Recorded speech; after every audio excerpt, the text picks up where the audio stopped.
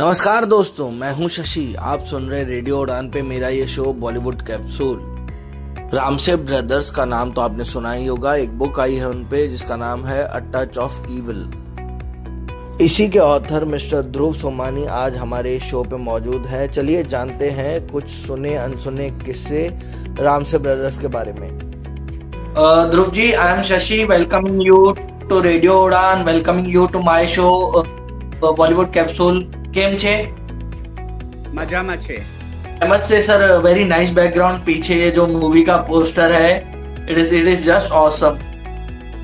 आपके लिए लगा है।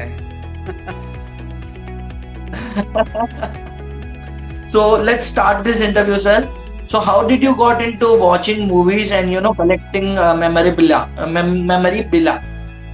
Memorabilia. मतलब see Shashi, basically I come from an era of the late 70s and early 80s where it was only movies and sports which were a sole source of entertainment.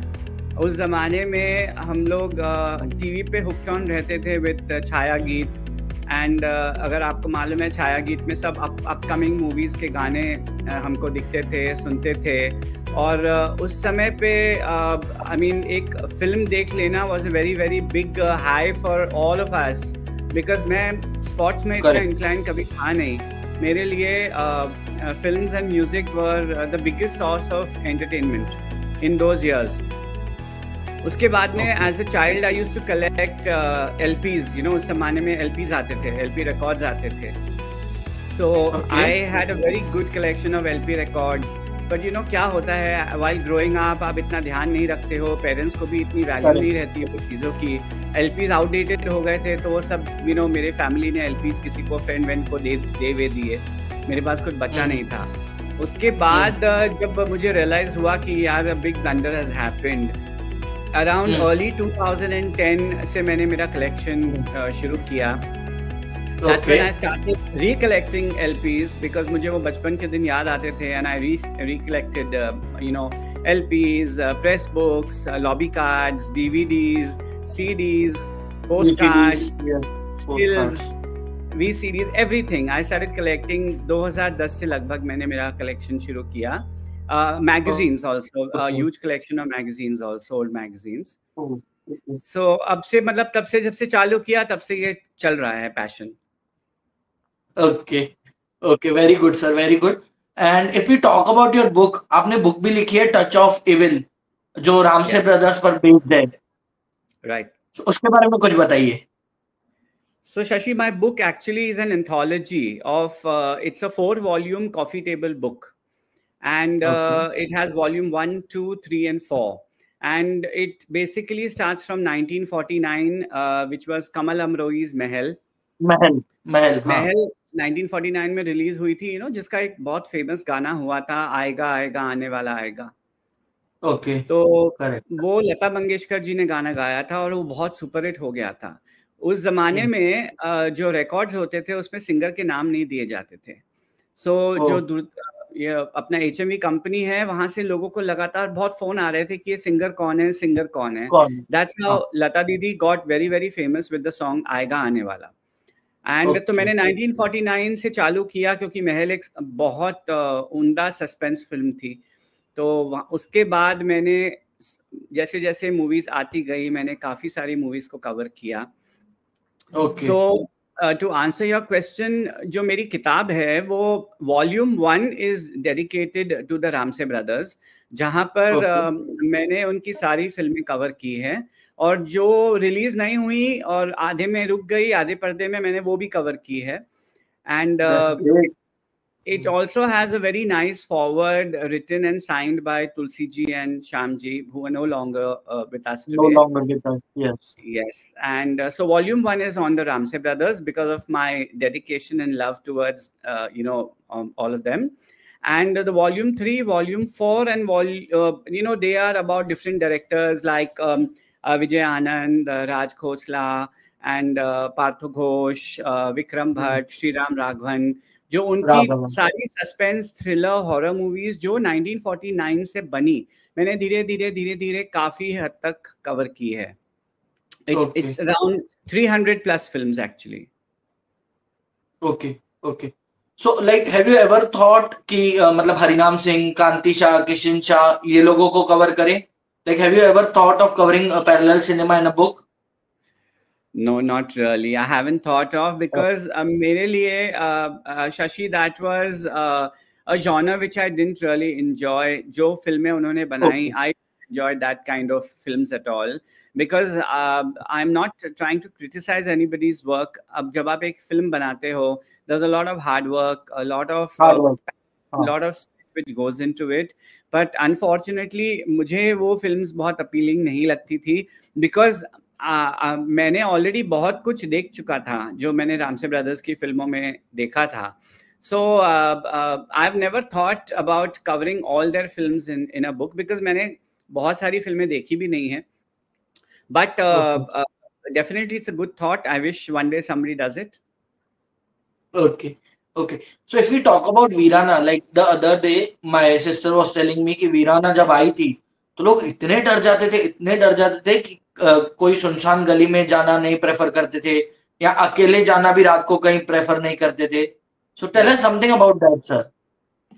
So I'll tell you, Veerana released on 6th May 1988.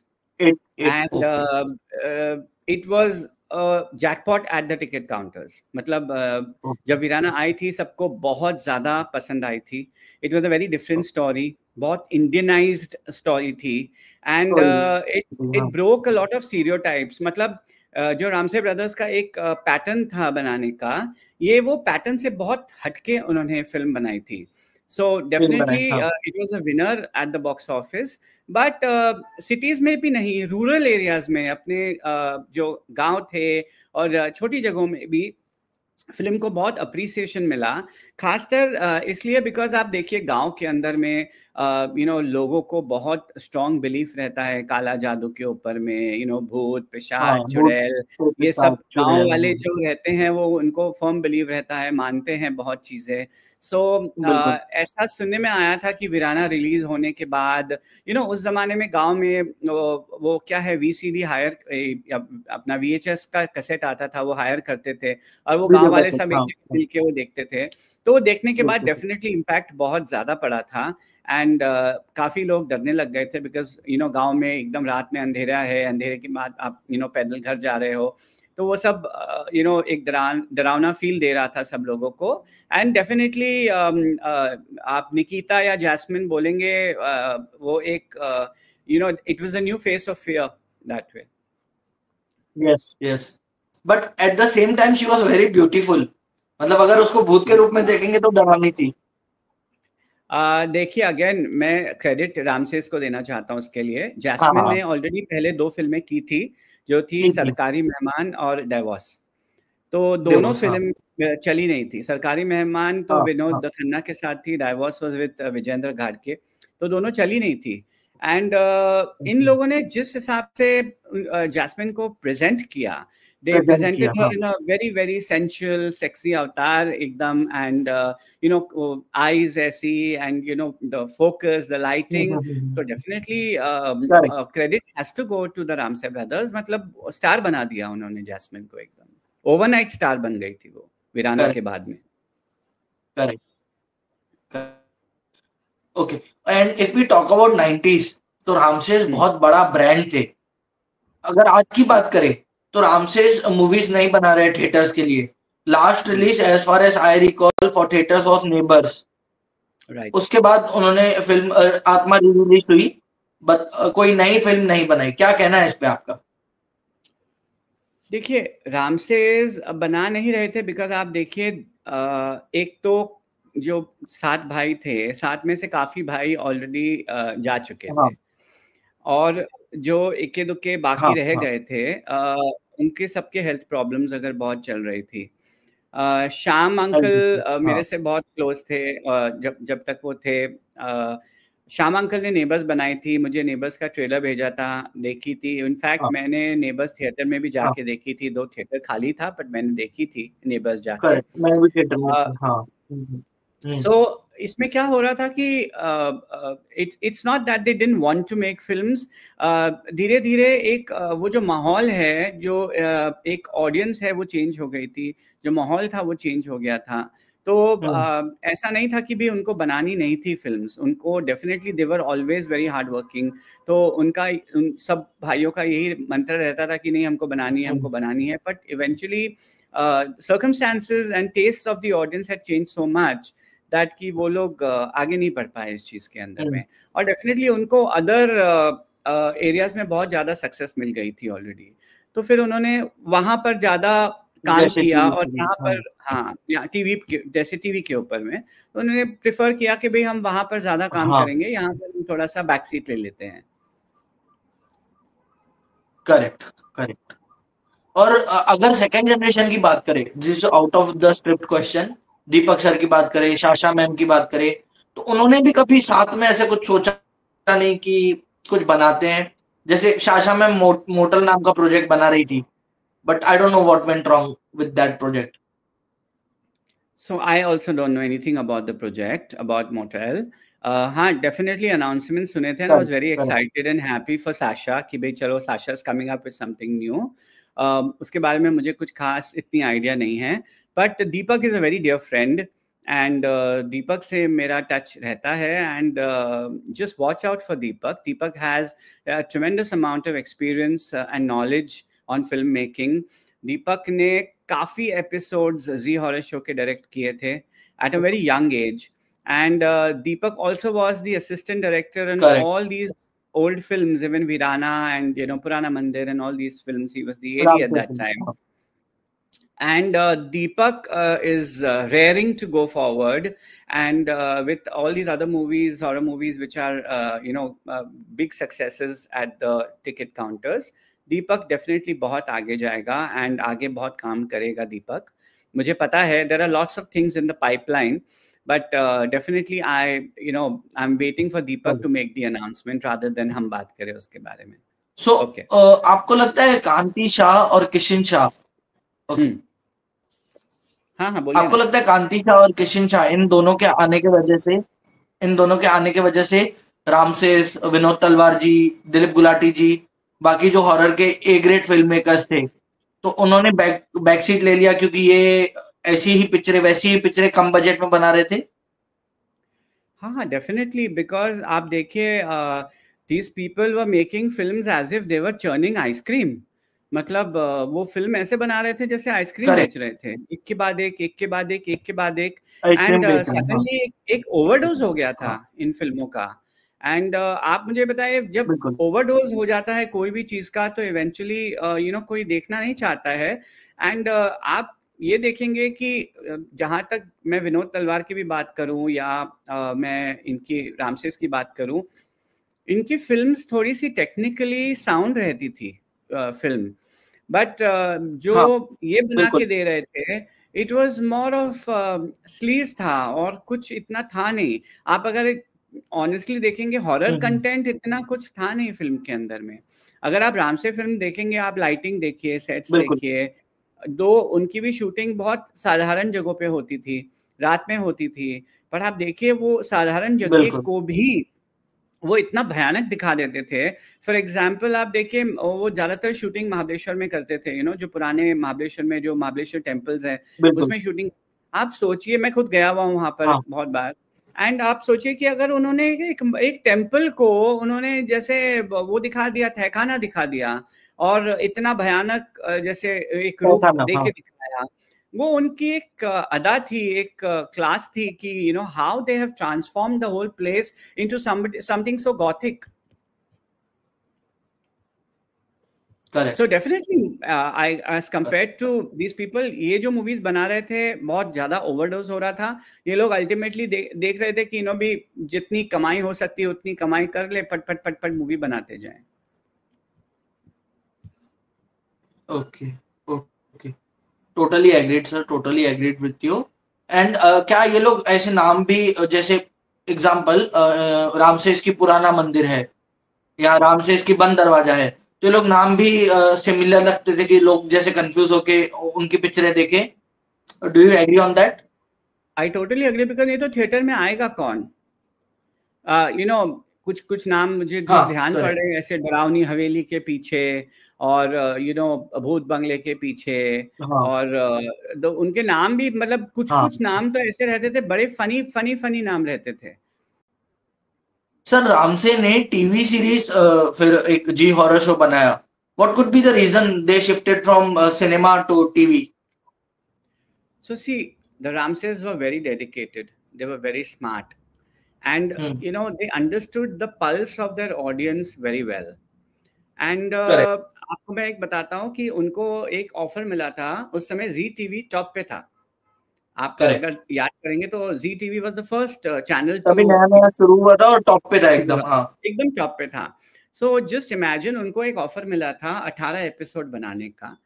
And आप okay. सोचिए, जो चीज एक 18 episode द्वारा वो बना रहे थे, वो इतनी पॉपुलर हो गई, उसको एक्सटेंशन पे एक्सटेंशन, एक्सटेंशन पे एक्सटेंशन मिलता गया, because the public was enjoying that so much, कि it actually ran for 5 years, from correct. 1993 to 1998। Zee horror show चल गया था एकदम।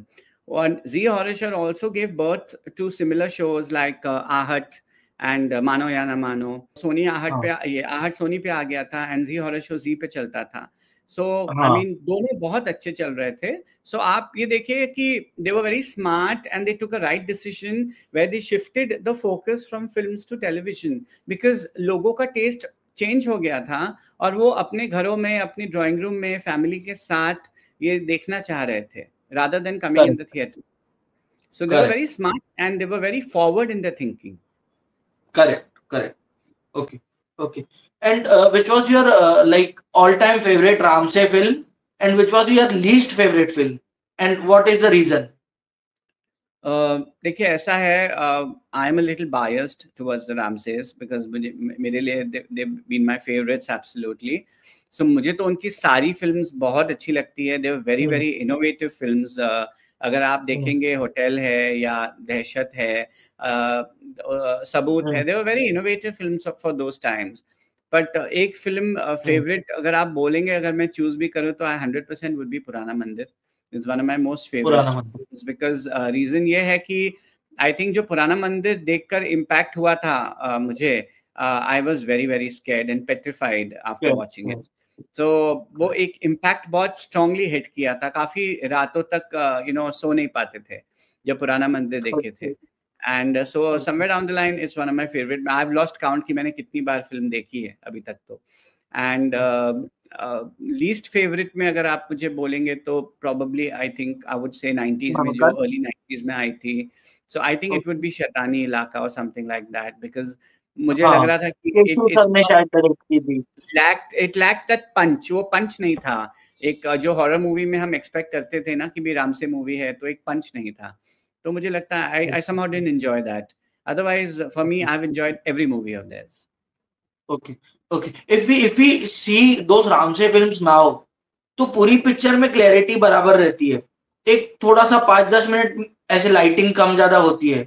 Why is it so? लगा, अगर आपने अभी देखी हो ये फिल्म्स तो। क्या होता है, जो जैसा कि मैंने आपको पहले कहा कि काफ़ी प्रिंट्स डिस्ट्रॉय हो जाते हैं। जो प्रिंट्स करेक्ट। बचे हुए रहते हैं, वो प्रोबेबली क्या रहते हैं कि भई कोई डीवीडी पे बच गया हो या वीसीडी पे बच गया हाँ, हो, बच एक गया डैट हूँ। फाइल करके आती है, तो मे बी डैट फाइल मिल जाती है। कई बार आप करेक्ट। देखते हैं कि कुछ सीन कट जाते हैं, तो वो क्या हो जाता है, अगर वो कहीं से बीच में फंगस हो जाता है या कोई खराब हो जाती है, तो वो जॉइन करते हैं। जॉइन करके फिर वो वापस उसको कंटिन्यूटी में लेके आते हैं। दैट कुड लेके बी वन आते of the reasons why, because आप देखिए जो वीएचएस थी, अपनी वीडियो कैसेट्स जो आती थी, वो सब तो सब में हाँ, फंगस वंगस लग जाता था। लग एंड जाता वो था। हाँ। मतलब वापस रिट्रीव करना बहुत मुश्किल काम हो जाता था। फिर भी धीरे-धीरे आई करेक्ट। थिंक विद टेक्नोलॉजी लोग मेहनत कर रहे हैं कि भई ये सब जो पुरानी चीज़ें हैं, जो पुरानी फ़िल्में हैं, कैसे उनको सेव किया जाए या कैसे उनको वापस रिट्रीव करके पब्लिक तक पहुँचाया जाए।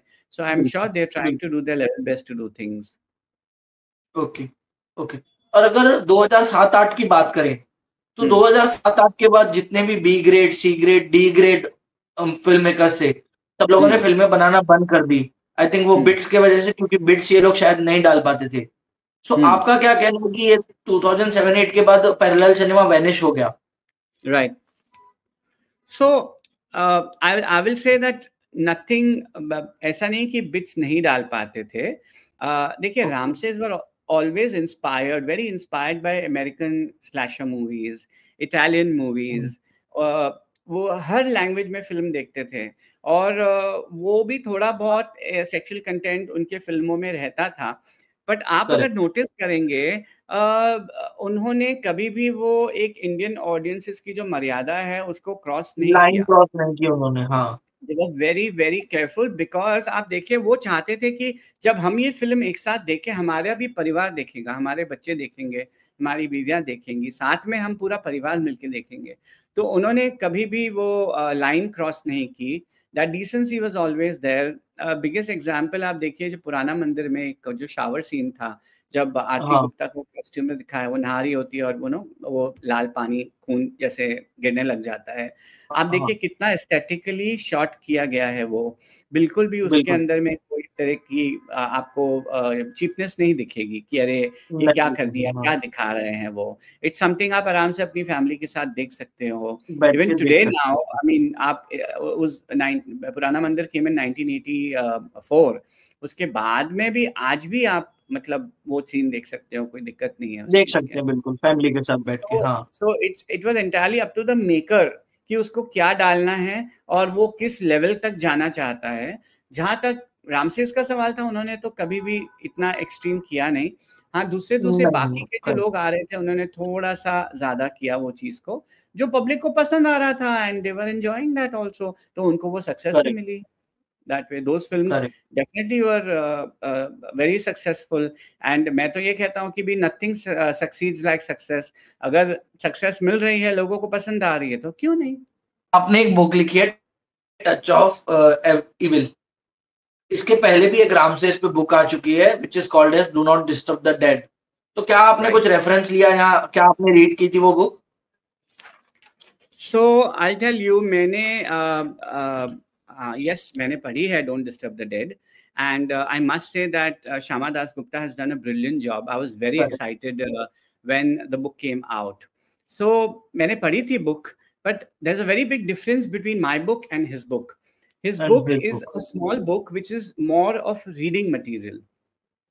मेरी जो किताब है, my book is actually a coffee table book, and जो coffee table book है, it's all about a lot of pictures, a lot of photos, a lot of unseen photos from the sets also। and आप देखिए, horror is all about what you see। horror cinema is all what you see, not what you read। तो मेरे लिए वो चीज बहुत जरूरी था कि मेरी बुक मुझे एक कॉफी टेबल बुक निकालनी थी। So I must say that I really enjoyed reading Shama's book। By the time उनकी बुक आई, मेरी बुक ऑलरेडी खत्म हो चुकी थी, बट मेरी डिजाइनिंग स्टेज पे चली गई थी बुक। तो मैं since it was a heavy book and काफी बड़ी बुक थी, तो I was designing every single page of the book. मैं चाहता था कि हर पन्ना मेरे हिसाब से मैं डिजाइन करूं, जैसा मैं चाहता हूं, ताकि आवे बुक के अंदर में। सो उनकी बुक आने के करीब साल भर बाद मेरी book I. In fact I show you my book, it's right here. Please. अब ये एक्साइटमेंट बढ़ा रहा है सर, अब मुझे दोनों बुक्स पढ़नी पड़ेगी।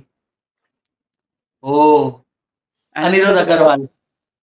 हाँ, ये चारों बुक है। जो रेड कलर की बुक है, that is on the Ramsay brothers. बाकी देखिए, these are all the films I have covered, some of the films I've covered। And a look of the book, and this book weighs 8 kilos। Okay, and it is available on all the e-commerce platforms, I believe। It's available on Amazon, and it's also available with me if anybody wants to buy it। So a lot of people call me directly। Otherwise it's available with Bollywood Crept, जो एक channel है जो horror movies के बारे में बात करता है, and it's available with them। Okay। And if we talk about unreleased films, तो कौन सा प्रोजेक्ट आपको लगता है कंप्लीट होना चाहिए था? क्योंकि बहुत सारे प्रोजेक्ट्स रामसे के हैं, मौत है, ओम करके एक प्रोजेक्ट था, if I am not wrong. So कौन सा प्रोजेक्ट आपको आज के डेट में अगर चाहिए कि ये कंप्लीट हो जाए? एक फिल्म जो मेरे दिल के बहुत करीब है, एंड आई जस्ट विश्ड कि वो कंप्लीट हो जाती, या वो हम लोग को देखने मिल जाती, वाज मौत का साया।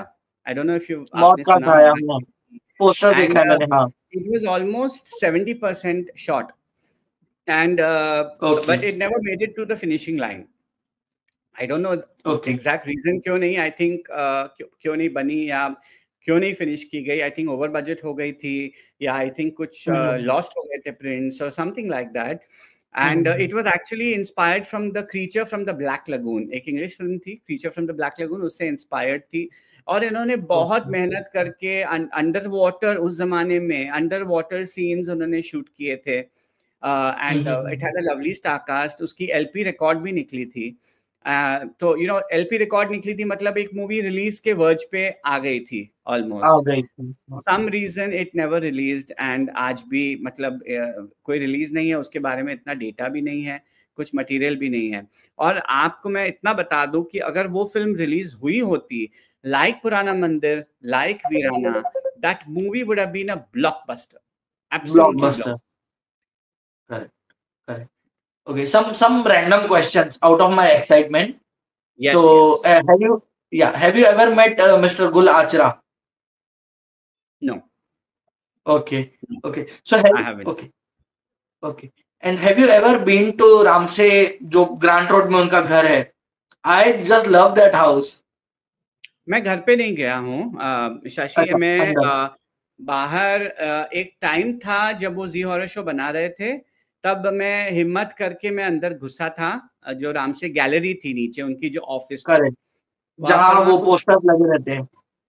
उस समय कुछ नहीं था, कुछ लगा हुआ नहीं था। अच्छा, एंड मैं ओके। घुसा था वहाँ पर, और मैंने कोशिश की थी कि मुझे कोई मिल जाए या मैं किसी से बात कर पाऊँ, पर वहाँ एक ऑफ़िस का अटेंडेंट था और कोई था नहीं, तो मेरी किसी से बात हो नहीं पाई थी।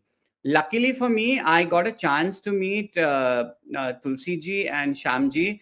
मैंने उनके साथ काफ़ी समय बिताया भी, और मैंने उनको डमी बुक मतलब एक रफ जो मैंने बुक बनाई थी, मैंने थोड़ी बहुत उनको दिखाई थी।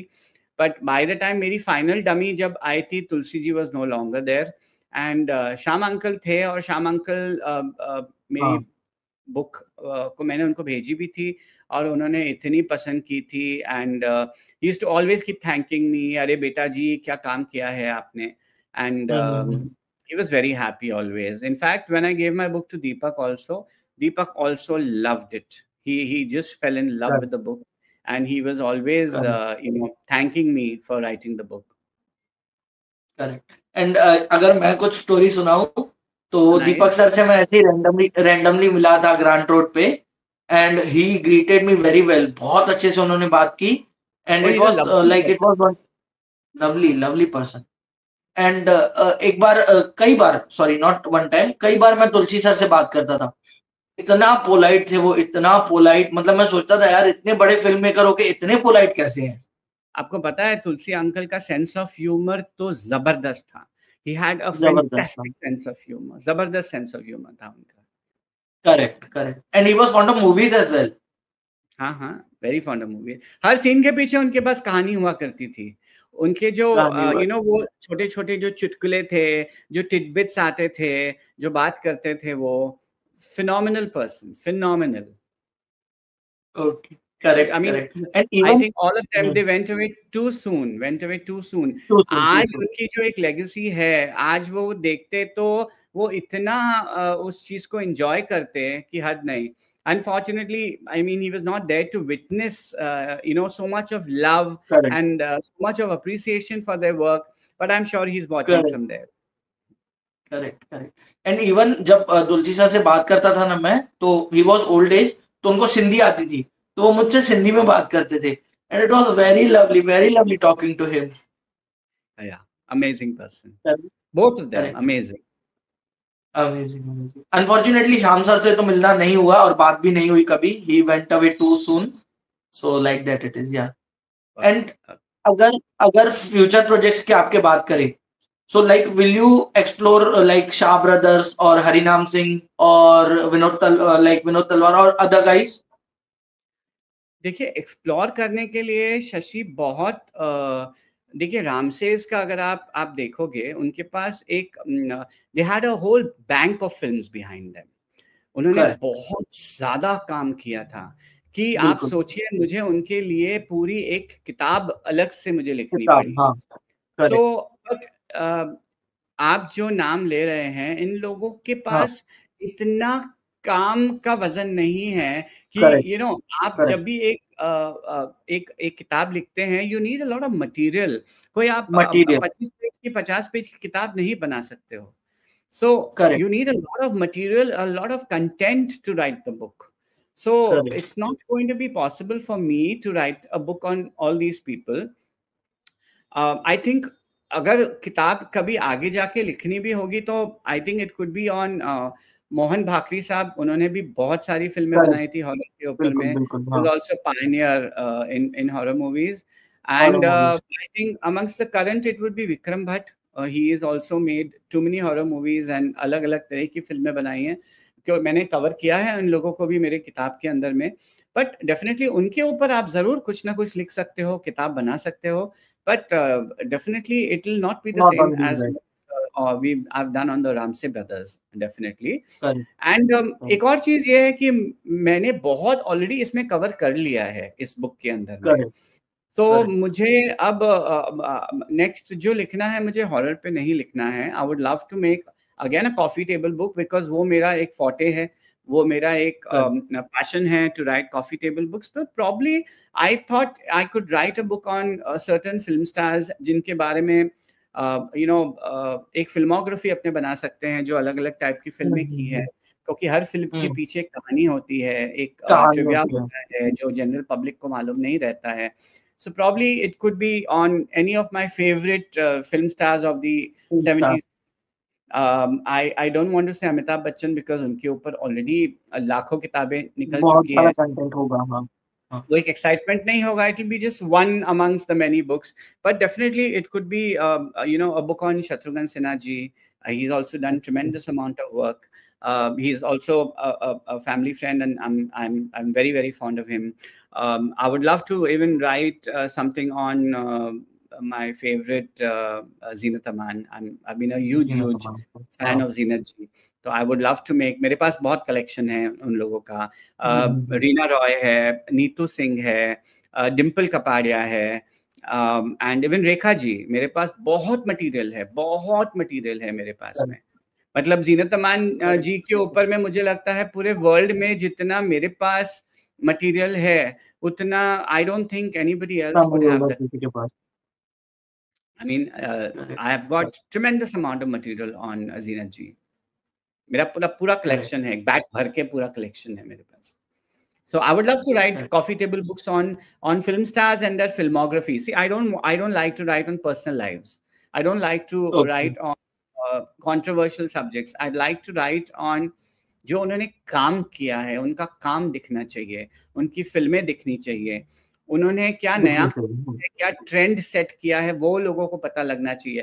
और ये जनरेशन को, आज की जनरेशन को तो पता लगना चाहिए ही चाहिए, नहीं तो किसी को बिल्कुल। मालूम ही नहीं पड़ेगा। मैं देखता हूँ आज के ज़माने में जो कॉलेज के बच्चे हैं, नॉट माय चिल्ड्रन, बच्चे बिकॉज़ हैं। my children were exposed to films because of me writing books and writing blogs, writing articles. But मैं दूसरे बच्चों को देखता हूँ, they don't know who Rajesh Khanna is, they don't know who an XYZ person is, Reena Roy कौन है हुँ, हुँ, या हुँ। नीतू सिंह कौन है, उनको इतना नहीं पता है वो चीज़, which is so sad। Correct. I feel कि भाई सैड, एक्चुअली सैड होना है, या चाहिए उनको एजुकेट करने के लिए, या उनको दिखाने के लिए कि भाई यहाँ this one was a very big star, जिनके ऊपर में किताब भी बनी है। तो आई वुड लव टू बिल्कुल। Make write books with some collaboration with some book companies. I would love to do that for the future. Correct. Correct. And what are your future plans with Ramsay brothers? अब और क्या नया ला रहे हैं आप लोग? देखिए, अभी तक एज़ सच कोई स्पेसिफिक फ्यूचर प्लान नहीं है।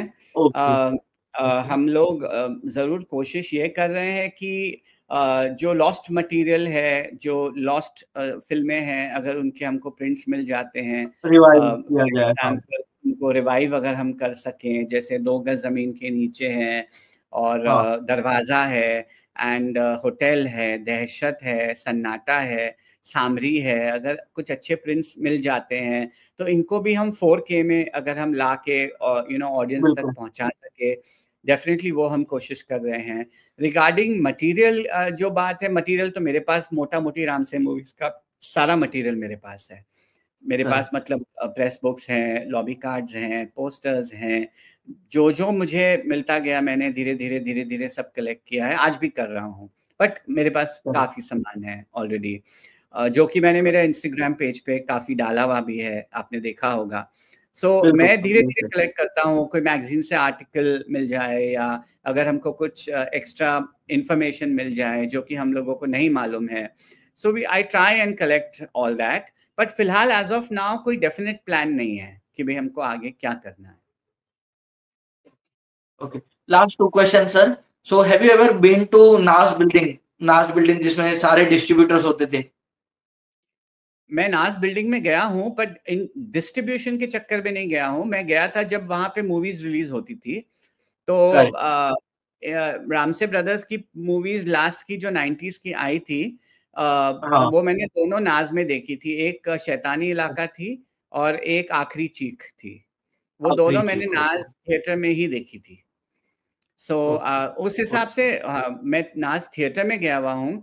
पर जहाँ जो डिस्ट्रीब्यूशन वगैरह का, मुझे देखिए, I don't come from any filmi background. I come from a background of business. Industrialist with business background. हाँ तो मुझे इतना हाँ हाँ नॉलेज भी नहीं था। मैंने जो किया है अपने दम पर किया है, अकेले किया है। जैसे जैसे पता लगता गया, धीरे धीरे मैंने वैसे किया है। I mean, I didn't know कि वहाँ ऐसे डिस्ट्रीब्यूशन, और बहुत बाद में मालूम पड़ा। तब तक काफी डिस्ट्रीब्यूशन सब बंद चुके थे वहां पर। बंद हो चुके थे। Correct correct. One last question, sir. Any plans to make a film or short film or documentary? No. I think the closest I can come to making a film is writing a script, जो कि एक मेरे मन में है कि probably कोई दिन अगर मुझे मौका मिला, and with the grace of God I will be able to write a script, a nice horror movie script. ये जरूर एक माइंड में है मेरा, but definitely not directing a film because that's not my forte. मेरा काम नहीं है वो चीज। That's not my, हाँ, I can give inputs. I can be with the directors. I can give inputs because obviously इतना देखा है, इतनी बार देखा है, तो मैं जरूर मेरे inputs दे सकता हूँ. But definitely not my cup of tea because it will be a diversion from my line entirely. Okay okay okay sir, thank you very much. आपने इतना टाइम निकाला हमारे व्यूअर्स के लिए, मेरे लिए। So thank you very much and looking forward फिर मुलाकात होगी आपसे sir. Zarur, and it's been a pleasure. Thank you so much, Shashi, for this, and I thoroughly enjoyed doing this.